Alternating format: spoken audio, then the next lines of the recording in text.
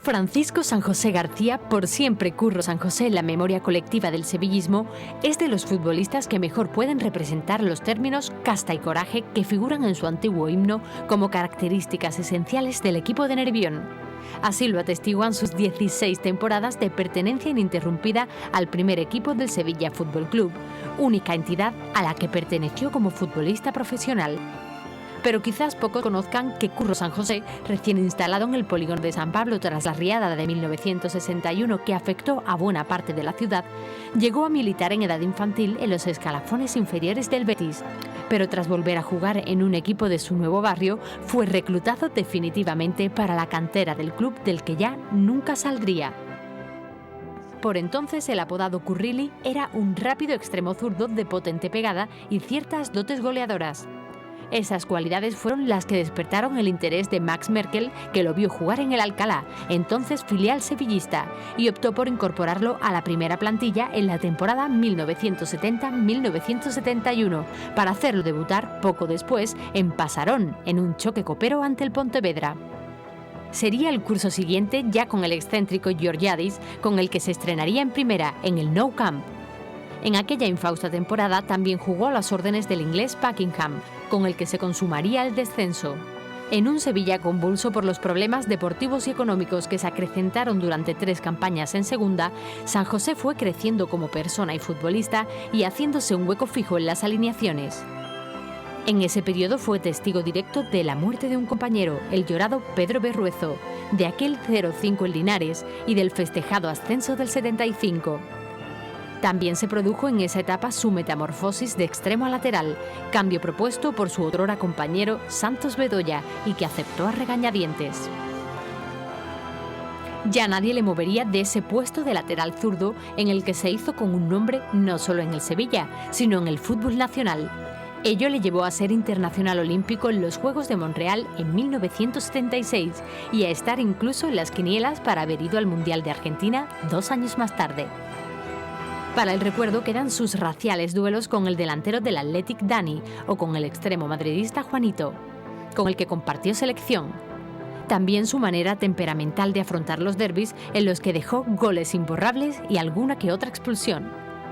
Solo las lesiones le apartaron de la titularidad en alguna de las 16 campañas, pues fue un seguro de entrega y regularidad para todos los técnicos que lo tuvieron a sus órdenes, de Roque Olsen a Luis Cid Carriega y de Miguel Muñoz a Manolo Cardo.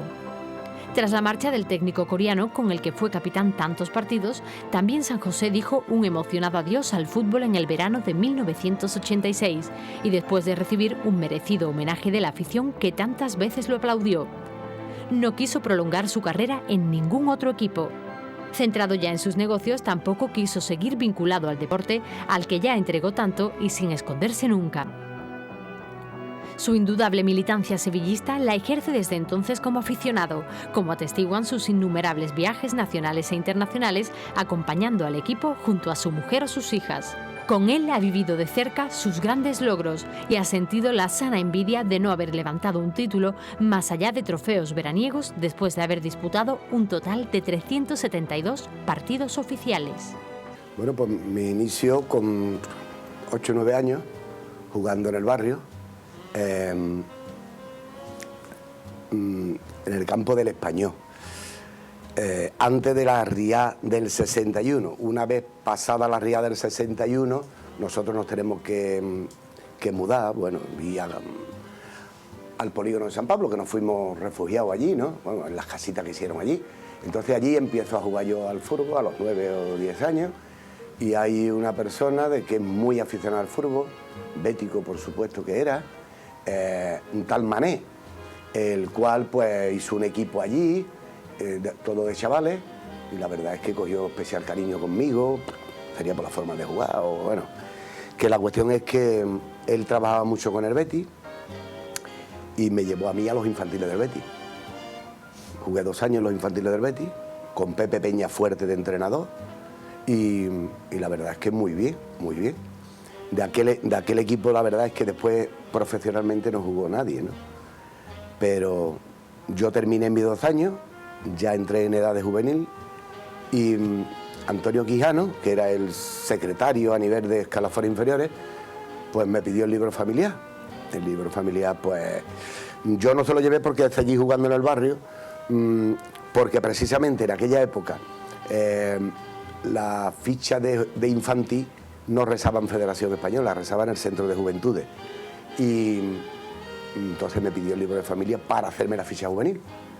Yo juego en el barrio, no le he hecho cuenta, y jugando allí, pues juego en un equipo que se me olvidaba, Los Ángeles, y después de Los Ángeles en el San Ignacio, que fue el equipo que jugando en Piscina Sevilla, pues técnicos del Sevilla me vieron jugar ese partido y me firmaron para los juveniles del Sevilla. Se fijó en varios futbolistas, ¿no? Yo juego 2 años en los juveniles, el Sevilla Atlético tenía un gran equipo y había un equipo intermedio que era el Alcalá, que era filial del Sevilla y al cual pues fuimos muchos jugadores de esa época, ¿no? Un tal Izquierdo, Queijo, Pedraza, Ávalo, González, yo, Cabrera, y de ese grupo de futbolistas Merque nos coge a 5, Cala, José Mari, Cabrera, Ávalo, Blanco y yo, 6, para entrenar. Estuvimos entrenando con el primer equipo un tiempo y Merque, los domingos por la mañana, como se concentraban en Oromana, como tú bien has dicho, pues se acercaba por allí a vernos jugar, que jugábamos a las 11:30, a las 12. Y fue un partido en el cual a mí se me dio fenomenalmente, ganamos 7-0 a La Palma y yo metí 4 goles.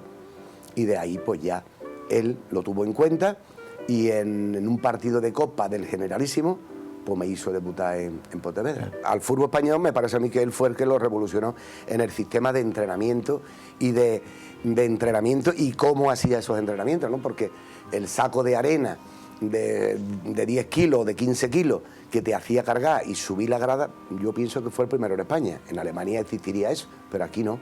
Los valores medicinales que pesaban 5 o 6 kilos cada uno, la joma esta de sardá, las esparderas, en fin, una serie de entrenamientos que aquí no se estilaban, y además mañana y tarde.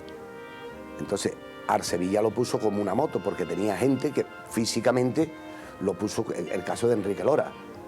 Enrique Lora triunfó por la calidad que tenía y por el sistema físico que se lo duplicó Merque con los entrenamientos. Lo hizo internacional, ¿no? Después con Kubala. Y la verdad es que era un hombre que aquí dejó huella. Merque dejó huella en Sevilla. Se clasificó el equipo para la Copa de Feria en aquella época y el segundo año pues lo dejó ahí a mediados de la tabla. Yo creo que sí. En la primera vuelta no, porque en la primera vuelta, bueno, terminó la primera vuelta y estábamos clasificados al segundo, ¿no? Jugamos en Madrid contra el Atlético de Madrid, le ganamos, se hizo un parón en la Liga por Navidad, hicimos un viaje a Grecia y la verdad es que a la vuelta de ese viaje pues el equipo cambió. Parece ser de que lo físico que había dejado Merque pues fue lo que nos mantuvo ahí arriba, porque él, Georgiadi, desafortunadamente, físicamente no entrenaba al equipo, lo entrenaba mentalmente, técnicamente, hacía unos entrenamientos raros. Y la verdad es que cuando se acabó la fuerza que dejó Merque, pues el equipo fue en picado a segunda, que en la segunda vuelta, yo no sé si aquí ganaríamos 1 o 2 partidos, pero fuimos a segunda división. Debutar en el Nou Camp, bueno, para cualquier futbolista, ¿no? Yo estaba en la primera plantilla, ese año el Sevilla firma a Manolín Bueno, que venía del Madrid, y era, bueno, pues una institución, ¿no? Y Georgiadi habló conmigo, me dijo que mientras que Manolín estuviera bien, pues tenía que jugar él, y a mí me pareció bien. Usted se va cedido, o sea, usted se va al Sevilla Atlético, y cuando Manolín Bueno tenga algún problema, yo lo repesco a usted. Y eso pasó la semana antes del Barcelona. Se lesionó Manolín Bueno, me llamaron a mí y debuté en el Nou Camp. La experiencia fue maravillosa, estuve a punto de marcar un gol, perdimos 1-0, pero bueno, la experiencia fue buena. Hombre, el descenso a segunda, a nosotros éramos más jóvenes, a los más veteranos lo marcó más, ¿no? Y decía, ahora nos queda un añito, se suponía que iba a hacer un añito, que fueron 3 después, pero la verdad es que nos sentó a todos.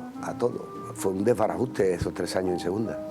El hecho de la muerte de Pedro, porque es que a Pedro le dio un infarto, un desmayo aquí un mes antes con el Baracardo, y la verdad es que le hicieron muchísimas pruebas y demás, y él yendo para allá en el autobús que nos llevaba desde Barajas hasta la estación del Norte o hasta Atocha, Iban sentados Rodri, Isabelo y Pedro en los posabrazos del autobús, y Pedro estaba comentando de que estaba fenomenal, que se encontraba con más fuerza que nunca, que se encontraba muy bien.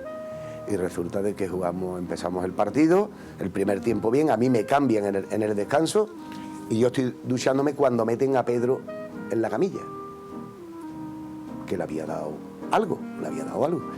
Y la verdad es que don Antonio Leal no vino a ese partido porque tenía un homenaje del padre que le hacían los toreros en la Plaza de Toros, y vino Antonio Gómez. Y entonces pues llamaron a la ambulancia rápidamente, pero Pedro estaba allí tendido y yo me estaba secando. Y de pronto Pedro dio un ronquillo que, bueno, que yo pensé para mí, digo, este hombre se ha muerto. Efectivamente cogieron la camilla, se lo llevaron para la ambulancia, y cuando llegó al hospital estaba muerto. En aquel momento no me convenció, yo estaba acostumbrado a jugar libre, de extremo, te tenían que marcar a ti, bueno, y de momento iba bien, ¿no?, jugando de extremo.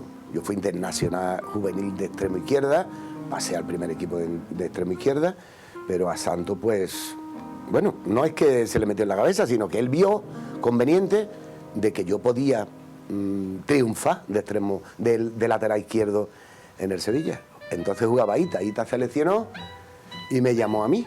Mira, Curro, hay esto y tienes que jugar de lateral. Digo, yo no juego de lateral. Pues si no juegas de lateral, no juegas en el Sevilla. Digo, no juego en el Sevilla, pero yo no juego de lateral. Total, eso fue una cabezona mía. Después recapacité. Varios compañeros como Enrique Lora, como Manolín Bueno, como Ita, como Antonio Gómez, me hicieron, no seas tonto y lo tuyo es jugar donde sea. Y además tiene cualidades.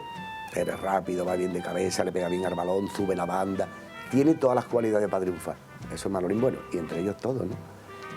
Total, que me convencieron y debuté en Tarragona. Aramburu jugaba de extremo derecha en el Betis, un hombre que tenía 1,90 de estatura o para allá, y la verdad es que hizo un partido extraordinario. Bueno, al día siguiente en los periódicos, bueno, un nuevo lateral izquierdo, se la achacaron a Santos Bedoya, y por supuesto que fue él el que me hizo jugar, ¿no? Si no hubiera sido por él, igual no sé cuál hubiera sido mi futuro en el fútbol, pero igual de extremo a lo mejor no hubiera durado lo que he durado de lateral. Y la verdad es que hizo un partido extraordinario, ganamos, me parece que fue 2-0, y la verdad es que de ahí, de ese año 73 o para allá, o 74, hasta el 86 que me he retirado, he jugado con todos los entrenadores y bueno, y 16 temporadas. Significó mucho, porque era un entrenador que era un tío muy recto, muy serio, y la verdad es que a veteranos y a no veteranos, y a gente más joven, nos puso firme a todos. Esa fue la causa del ascenso, porque estos 3 años atrás de segunda división, la verdad es que el Sevilla no funcionaba. No funcionaba, vinieron mucha gente, gente conflictiva, en fin, que este hombre puso firme al equipo, tanto a los veteranos como a los... Pero a los veteranos me acuerdo de un detalle, entrenando en Oromana. Espárrago para mí ha sido un gran profesional, como futbolista. Después como entrenador también ha hecho sus pinitos, ¿no? Pero como futbolista que lo he conocido, ha sido un gran profesional. Y Roque Olsen mandó un ejercicio en Oromana, estábamos allí corriendo y haciendo ejercicio, y le dijo a Espárrago, Víctor, ese ejercicio no es así. Dice, yo lo hago como yo sé. Dice, pues váyase usted al autobús. Ahí empezó a poner mano dura. A Babi, antes existía la Copa de Andalucía. La Copa de Andalucía, Babi iba en el banquillo y la gente lo pedían, lo sacaba, jugaba bien. Al partido siguiente, en el banquillo otra vez, y la gente lo pedía. Y dice, hasta aquí te van a pedir. Ya no lo llevaba ni al banquillo. O sea, a Babi, que era un gran futbolista, que lo ha demostrado antes, después ya menos porque se tuvo que ir al Jerez, ¿no? Pero también prácticamente en el Sevilla acabó con la carrera de Babi Acosta en el Sevilla Roque Olsen. Y así, poniendo mano dura y trabajando fuerte, conseguimos el ascenso, que en definitiva era el proyecto que tenía el Sevilla desde hacía 4 años ya. La verdad es que sí, porque Enrique te daba un ánimo en el campo y después consejos fuera, ¿no? Y la verdad es que futbolísticamente hablando era nuestro padre, de Juanito, de Rivas, de Blanco, de Montero y mío. que éramos la gente más jóvenes que habíamos en esa época, ¿no? Él nos daba una moral impresionante y nada más que con pegarte un chillillo, tú corrías el doble y hacías el doble de esfuerzo. Y la verdad es que eso ha sido nuestro padre futbolístico en el equipo, en esa fecha, claro. Viri era un tío muy simpático, muy gracioso. Bueno, con nosotros es que hizo unas migas extraordinarias. Con nosotros me refiero a Pepe Catalán, a Enrique Lora, a Jaén. Jaén era muy cachondo, bueno, era y es, ¿no? Y con Viri se metía una barbaridad. Y habíamos un grupito ahí, un grupito por divertirnos, no por estar en... Porque nosotros nunca hemos estado... Por lo menos desde que yo he estado en el equipo nunca ha habido grupos que nos fuéramos a perjudicar unos a otros. No, no. Eso era un grupo humano que conseguíamos de estar bien juntos, ¿no? Y Enrique Lora fue una base importante para hacer este grupo, porque él tenía su finca en Coria y allí nos íbamos cada 15 días el lunes y nos hacíamos un arrolito, un tal Marqués, Antonio Marqués de Coria, y resulta de que allí iba el Viri, iba Jaén, íbamos todos y aquello era una familia. Y Enrique fue el proveedor de esas cosas, ¿no? Fue una ilusión, yo no me lo esperaba, la verdad. Enrique Buqué, que era el secretario técnico en aquella fecha, me pidió el teléfono para poder localizarme, entonces no existía móvil, un teléfono para localizarme. Y bueno, yo no me acuerdo si le di el teléfono, porque yo estuve allí, yo me casé en el año 76 y me fui de viaje de boda a Las Palmas, y allí pues con amigos de Las Palmas, Trona, Pepe Juan, Beliam, José Luis o Pepe Luis, y allí ellos me recibieron y me buscaron un apartamento allí en la parte del Inglés. Total, yo le di un teléfono de ellos, sería, y me llamaron a la semana o así, diciendo que Kubala me había convocado para la selección olímpica, para la Olimpiada de Montreal, y que tenía que estar en Sevilla en 2 o 3 días. Y al día siguiente pues me tuve que ir. Quiero hacer un inciso en el tema de la selección A. Yo no fui internacional porque después de haber jugado la Olimpiada, y el entrenador era Kubala, a los 2 años fue el Mundial de Argentina. Y la selección no tenía lateral izquierdo. Camacho seleccionó de gravedad, que era el titular indiscutible. Gordillo entonces no había empezado, o estaba en el Betis, ya después sí, y no había lateral. Y entonces, a mí en el último partido de liga en Bilbao, en una falta, yo jugaba con un protector aquí, porque me habían partido el brazo y me habían puesto una placa. No, mentira, la placa me la pusieron después. El hueso lo tenía, me formó una pseudoartrosis, soldaba así, pero alrededor no. Bueno, la cuestión es que jugaba con un protector y no me lo puse. Y en el último minuto una falta, Guisasola, que le pegaba al balón como escota, más o menos, cosas así. Y estaba yo en la barrera y me dio el balón aquí, ¡pah! Y se me partió otra vez el brazo, el último partido de liga. Y estuve 3 meses cayolado. José Antonio, el que escribía en el Blasque, me comentó en el chalet de Gallego, en Matalascañas, que podía haber ido a la selección si no me hubiera pasado esto. Pero fue una cosa que no se pudo, yo no la pude conseguir porque me pasó esto. No sé si hubiera estado bien, hubiera ido a la selección. Bueno, sí, mis compañeros. Bueno, en aquella época la selección olímpica llevó un equipazo. No sé yo cómo no se consiguió nada más, ¿no? Y en aquella época estaba Arconada de portero, estaba San José del Madrid de lateral derecho, estaba Camus, estaba Olmo, estaba Bermejo del Atlético de Madrid, Saura del Valencia, Sánchez del Barcelona, Esteban del Barcelona, Juanito, que en paz descanse, del Madrid, Juani de Las Palmas, extremo izquierda, Pulido y yo. O sea que el equipo era un gran equipo, pero no, la verdad es que no se hizo nada. Pues la verdad es que en esa época los futbolistas extranjeros que podían jugar eran 2, en este caso Bertoni y Escota, o Escota y Bertoni. Los demás éramos todos de la cantera, a pesar de que había un buen bloque y un buen equipo, como tú bien has dicho. Pero no sé, creo que la mentalización de los futbolistas no nos mentalizaban el que tuviera que hacerlo, ¿no? En este caso Carriega, para ganar títulos. Te mentalizaban lo máximo para la Copa de la UEFA. Yo no he tenido problema con ningún entrenador. Afortunadamente me he llevado bien con todo, y con todo he jugado cuando he estado bien, cuando no he estado lesionado, cuando no he estado sancionado, ¿no?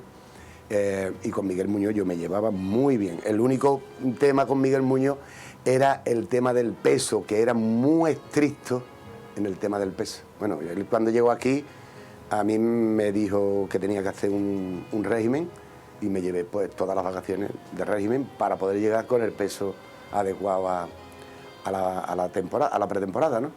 Y era un hombre que tenía el peso aquí, te pesaba antes y después de cada entrenamiento, y como tuvieras 1 kilo de más, te la formaba gorda. A Bertoni le pasaba igual en esa época, porque Bertoni también era una persona de coger kilitos.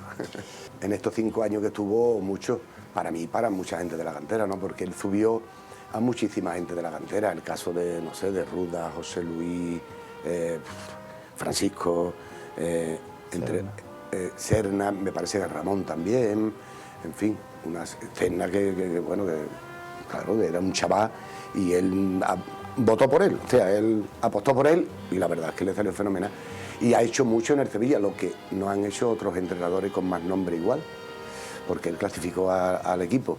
El primer año estábamos ahí el 7º, pero había que estar 7º para jugar la Copa de Feria de UEFA, porque Miguel Muñoz nos dejó con 3 negativos y el tercero, el cuarto por la cola. El primer partido que debutamos ganamos 4-1, debutó Francisco, Pintiño metió los 4 goles y eso salió todo a pedir de boca, ¿no? Y la verdad es que la trayectoria de Manolo Gardo ha sido muy buena para todo el que ha estado ahí. Para mí yo no tengo ningún problema. No lo he tenido con nadie, no lo iba a tener con él. Es más, a mí Manolo Gardo cuando entra en el primer equipo me llama, igual que llamó a otros compañeros, y me dijo, Curro, me tenéis que ayudar, que llego de la cantera y lo que quiero es triunfar. Digo, Manolo, si yo no he tenido problema con nadie, no te voy a ayudar a ti, pues te voy a ayudar igual o más que a cualquiera de... Y yo me llevaba con Manolo muy bien. Hombre, muy bonito porque ya te digo que el objetivo del Sevilla en aquella época era clasificarse para la UEFA. Entonces, la primera eliminatoria que tuvimos, eliminamos a 2 o 3 equipos, el tercero o el cuarto fue el Kaiserslautern, que como bien dices tú venía con Briegel y con un equipazo. Aquí le ganamos 1-0, gol de Francisco. Allí yo no fui porque estaba lesionado, me lesioné con el Bilbao aquí y no pude ir a Alemania, pero claro, allí se acabó la aventura de la UEFA, nos metieron 4 y quedamos eliminados. Y después la segunda clasificación de UEFA la jugamos con el Sporting de Lisboa, como tú bien has dicho. Aquí me parece que empatamos a 1. 1-1. Y allí íbamos ganando 0-1, 1-2, y en nada y menos se nos fue todo al traste, porque nos empataron a 2 y después de una jugada allí de Futre, tiró, le rebotó a Álvarez, se la desvió a Bullo y nos ganaron el partido y quedamos eliminados. Pero fue una pena porque fue a última hora cuando pensábamos de que íbamos a pasar a la siguiente eliminatoria, ¿no? Bueno, yo me he enterado esto por una... me parece que fuiste tú el que lo dijiste en el Correo de Andalucía, que había sido el futbolista que más derbi había ganado, no el que más había jugado, porque Blanco y Álvarez me parece que han jugado 20. Yo he jugado 15, pero bueno, he ganado 11, ¿no? De lo cual me alegro. Y sí, y la verdad es que uno de los derbis fue por un gol mío, que precisamente está en la foto de ese gol, que lo cogió un aficionado desde la grada y me lo mandó el negativo y yo le saqué una ampliación. Y ese es el gol que nos dio el triunfo en ese partido. Después el otro gol fue un domingo de Ramos, que ganamos 2-1, metí yo y Pintiño y del Betis metió Parra. Hombre, no es que fueran duros, eran importantes. Cada vez que nos hemos enfrentado al Betis, aquí nos enfrentamos en el tercer trofeo de Ciudad de Sevilla, que bueno, que a mí me expulsaron, con Morán, ganó el Betis el trofeo, y la verdad es que fue una tontería de Morán que hizo, bueno, yo estaba un poquillo acelerado y le di un puñetazo, ya está, le di un puñetazo y me echaron, y ya está. Y lo que tú dices fue en el campo Betis, sí, también con López, pero las cosas que me han pasado, tanto con el Betis como con cualquier equipo, en el campo, eso se ha quedado en el campo. Yo lo único que tengo es amigos en el Betis. Yo veo a Biosca, que ha sido una persona dura también, dura. Yo he sido duro, pero Biosca, bueno. Con López, con Bizcocho, con Gordillo, bueno, no digamos, nos hemos criado en el polígono. Y con todo el que me encuentro en el Betis, con Ortega, que también ha sido un futbolista duro, y con Julio Cardeñoza, y yo nada más que tengo amigos y me saludan y se interesan por mí, cómo te va, cómo esto, cómo lo otro. Yo lo único que he hecho es amigos, aparte que en el campo defendía lo que tenía que defender. Yo empecé de extremo, tenía unas cualidades, técnicamente no era mal futbolista, o sea, era rápido, a pesar de la altura que tengo, zartaba bien.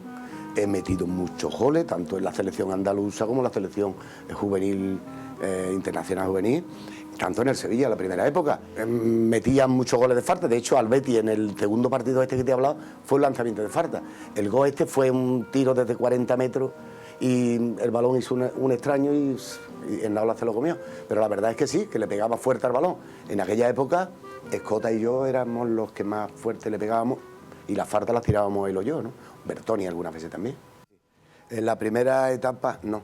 Nos teníamos que aviar con lo que nos ofrecían, porque, bueno, yo empecé y el presidente primero que tuve fue José Ramón Cisneros Palacio. Nosotros, bueno, yo era muy chiquitito, muy joven, 17 años. Te digo nosotros porque yo he estado muy vinculado siempre a Pablo Blanco. Las renovaciones nuestras iban siempre, nos llamaban a los dos. Incluso después llamaban a los tres, a Rivas también. Pero esas primeras negociaciones, lógico que tú tuvieras que aceptar lo que te daban. Y entonces era poco, ¿no? Porque entonces en los años 70 futbolistas ganaban muy poco. En sueldo y en prima, pues sí, porque el futbolista, quiera que no, siempre ha llevado una etapa por encima al trabajador normal, ¿no? Siempre ha ganado un poquito más. Y éramos unos privilegiados en ese aspecto. Pero bueno, las fichas eran cortitas. Pero bueno, había que luchar y triunfar para tú poder tener fuerza y seguir. Entonces después entró Eugenio Monte. Eugenio Monte pues tenía por costumbre de renovarte 3 años, siempre. Y llamaba a Pablo y pues mira, Pablo, vas a ganar, no sé, 750.000 de aquella época, 1 millón y 1.250.000. Bueno, pues había que aceptarlo. Es que en aquella época el futbolista pertenecía al club, igual que ahora, ¿no? Pero hoy hay que si el artículo tal, que si te puedes ir firmando un contrato. Entonces tú firmas un contrato y tenías que cumplirlo. Y a la hora de renovar, o aceptabas lo que te daban, o te retenían con el 10%. Y si te daban más de ese 10%, te convenía renovar, aunque fuera poco. Y teníamos que renovar. Y con Eugenio Monte yo hice pues 3 o 4 renovaciones por 3 años. 3 o 4. Después ya entró Gabriel Roja, que en paz descanse, y cambió las cosas. Yo tenía un contrato hecho con Eugenio Monte del año anterior, terminé contrato y decía que ese contrato no me lo podían dar porque la situación del Sevilla no era buena. Pero mire, lo que no podemos es ganar menos, ¿no? Sí. Pues sí, eso es lo que hay. Total, que tuve que aceptar las condiciones que Gabriel Roja me impuso y firmé 3 años, pues prácticamente por la mitad de lo que venía ganando. En definitiva, yo me he retirado ganando en el Sevilla 4,5 millones de fichas, o sea, después de 16 temporadas. Que a mí me ha atormentado la vida, que mi futuro me la ha aliviado y a mí me lo ha dado todo el fútbol. Yo no tenía nada. Y al fútbol, pero el fútbol poniéndole mucha garra, mucho tesón, y aquí nadie regala nada. Aquí todo lo tienes que hacer tú porque lo tienes que hacer. Ya está. Y la verdad es esa, porque hay mucha gente que tú te retirarías ganando 20 millones, digo, 20 millones no he ganado yo en 16 años. Para mí ha sido, bueno, el despedirme de la afición fue maravilloso. Sí. Después de pasar mucho estos 2 o 3 años. Porque en la época de Gabriel Roja, que en paz descanse, como he dicho antes, me negaron el pan y la sal. Ellos.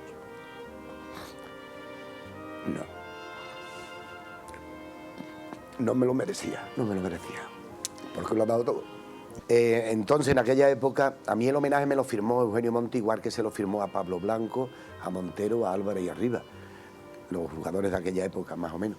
Y entonces, pues, los jugadores que jugaban más de 10 años en el primer equipo, se les firmaba un contrato de homenaje, valorado en X. Muchos lo celebraron y otros no lo celebraron. Yo lo celebré porque digo, bueno, esto es una forma de despedirme de la afición que tanto ha luchado por mí, yo he luchado por ellos y por despedirme en un partido así. Enrique Montero lo tenía firmado, no lo celebró, no lo sé por qué. Pablo sí lo celebró, Juan Rivas no lo celebró tampoco. Entonces, pues yo lo celebré y me despedí de la afición, que fue una cosa inolvidable, inolvidable. Para mí no ha habido una cosa más grande. Bueno, salvo el casarme con mi mujer y el tener a mi hija y demás, ¿no? Cuando terminé aquí, sí, me llamaron del Huelva y del Cádiz. Pero la verdad es que yo ya tenía todo el planteamiento hecho aquí en Sevilla. Bueno, mis hijas ya eran grandecitas, estaban en el colegio, yo tenía ya mis negocios aquí, monté un bar, el cual me llevaba 11 años con él, con prepisos y demás. Yo tenía mi vida hecha, entonces no me merecía cambiar y estar en Cádiz o en Huelva y trasplantarlo todo de aquí a allí. Entonces me quedé con lo que tenía, abrí mi bar, me fue muy bien y ya te digo que yo cuando terminé el fútbol tenía la vida encarrilada. Unidos por la afición, vamos a cantarle a ustedes, sin ser nuestra profesión. Nace de la uva el vino, del trigo se harta el pan, porque lo quiso el destino, nacimos para cantar.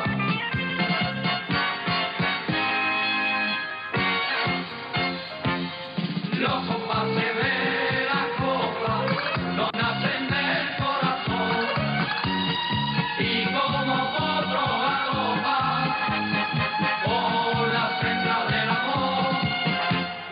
Ay, del amor que te tengo, sopla de la tierra mía, sopla de la tierra mía, cantante como te canto.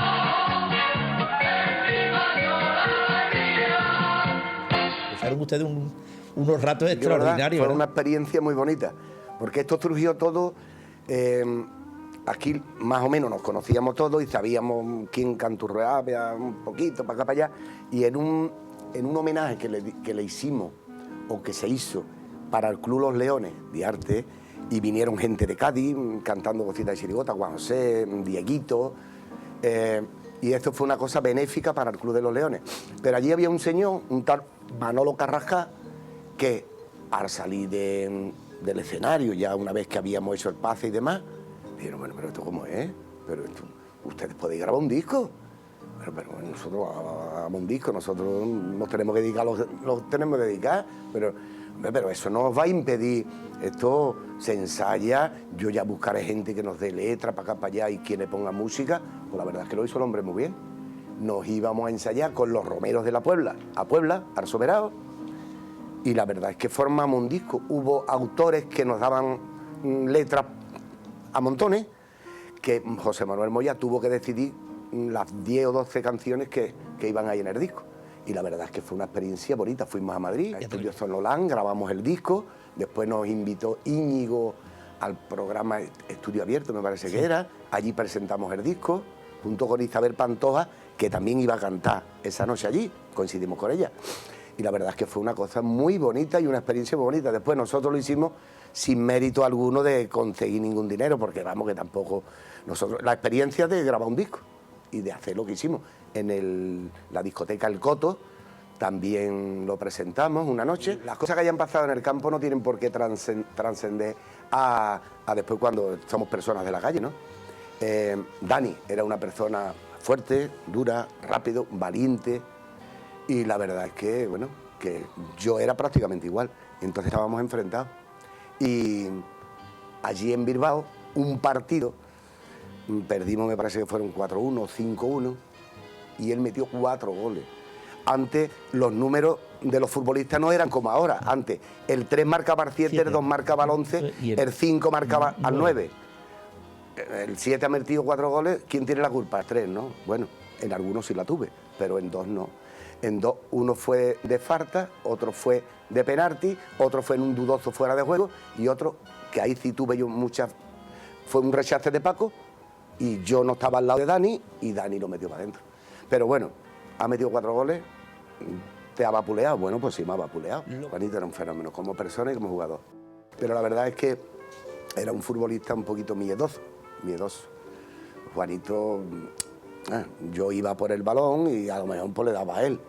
Y aquí le hizo un cruce en un Sevilla-Madrid que se le quedó la cara blanca.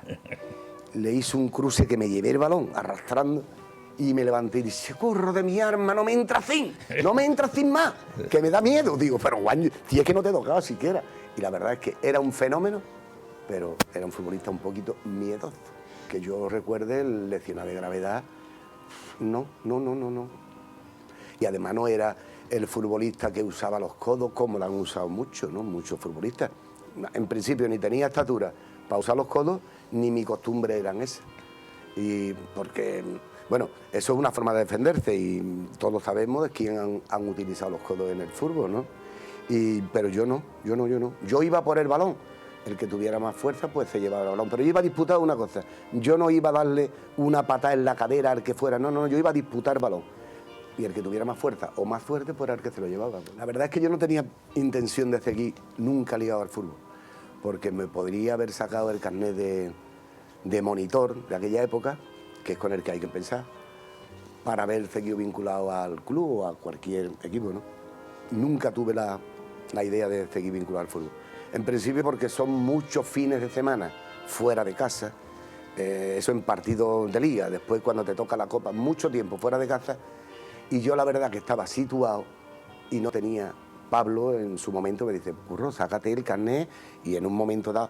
Pero la verdad es que cambia todo, de ser futbolista a ser entrenador de los escalafones inferiores, que lo veo muy bien, pero que la verdad es que es diferente totalmente. Y yo mi vida la tenía resuelta, afortunadamente, y por eso no quise seguir nunca vinculado. Que sigo al Sevilla mucho porque me siento sevillista, porque lo llevo aquí y porque me gusta verlo, y tanto a mí como a mi mujer y como a mis hijas.